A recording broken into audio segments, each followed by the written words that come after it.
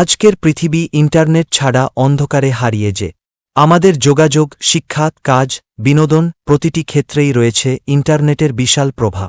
কিন্তু কিভাবে এই প্রযুক্তি বিকশিত হল, আর এর বিবর্তনের গল্প কিভাবে শুরু হয়েছিল? 1960 এর দশকে যখন কম্পিউটারগুলো ছিল অনেক বড়, তখনই ইন্টারনেটের বীজ বপন করা হয়েছিল একটি যুগান্তকারী ধারণার উপর ভিত্তি করে কম্পিউটারের মধ্যে যোগাযোগ তৈরি করা। আমেরিকার ডিপার্টমেন্ট অফ ডিফেন্স তৈরি করেছিল একটি নেটওয়ার্ক যার নাম ছিল আরপ্যানেট।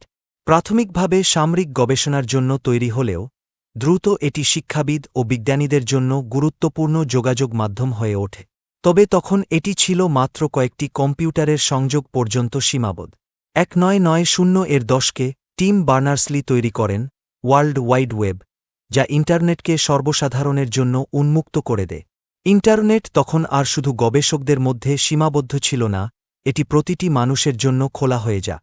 ইমেইল, ওয়েব ব্রাউজার এবং সার্চ ইঞ্জিন হয়ে ওঠে আমাদের দৈনন্দিন জীবনের অংশ।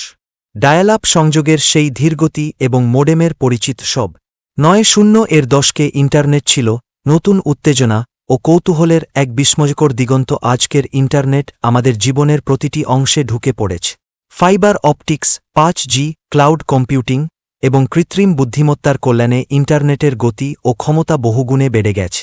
এখন আমরা শুধু যোগাযোগ করছি না, আমরা তথ্য তৈরি করছি, ভাগ করছি এবং নতুন নতুন ধারণা গড়ে তুলছি। এক অভূতপূর্ব গতিতে ইন্টারনেট আমাদের শেখাতে শিখিয়েছে, পড়তে শিখিয়েছে, কথা বলতে এবং দূর থেকে কাজ করতে শিখিয়েছে। এটি পৃথিবীর এক প্রান্ত থেকে অন্য প্রান্ত পর্যন্ত আমাদের সবাইকে যুক্ত রেখেছে। তবে এর সাথে এসেছে নতুন কিছু চ্যালেঞ্জ: ব্যক্তিগত তথ্যের সুরক্ষা, সাইবার হুমকি এবং ভুল তথ্যের বিস্তার। ইন্টারনেটের এই বিবর্তন আমাদের সামনে এনেছে নতুন দায়িত্ব। এখন আমরা এমন এক পৃথিবীতে বাস করি যেখানে ইন্টারনেটের সঠিক ও নিরাপদ ব্যবহার নিশ্চিত করা আমাদের সবার দায়িত্ব। ইন্টারনেটের বিবর্তনের গল্প এখানেই শেষ নয়, এটি কেবল শুরু।